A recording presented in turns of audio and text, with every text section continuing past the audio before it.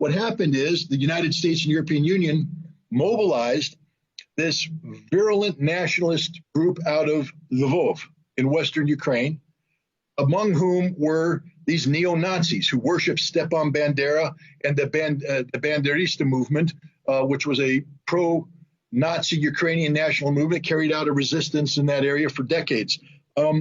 These guys came in and took over Maidan, violently overthrew the legitimate president of Ukraine, and then imposed themselves through force of violence into the Ukrainian body politic. To give you an example of how powerful they are, when Poroshenko, who was the president before Zelensky, negotiated the Minsk Accords in 2014, 2015, he agreed that all they had to do is give a special autonomous situation to their status to the Donetsk and Lugansk, and they would stay part of Ukraine. He agreed with Germany and France. Then he came back, and the neo-Nazis said, you try and implement that, we'll kill you. Americans get upset with a bunch of rioters taking the capital and then leaving the same day. I get upset about it. I'm not happy about it.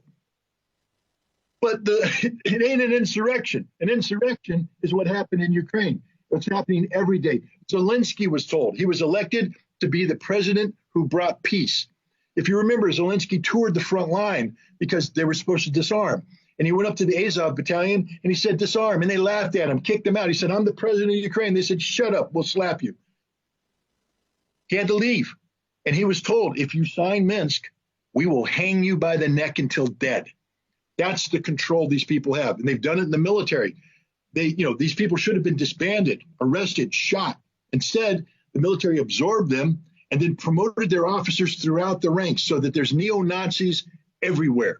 And the biggest embarrassment of all is when British, American, and Canadian troops go to Ukraine to train that military and NATO tactics, NATO equipment. The photographs show that they're training the Azov battalion because those were the first units Ukrainian military brought forward for training. We trained Nazis.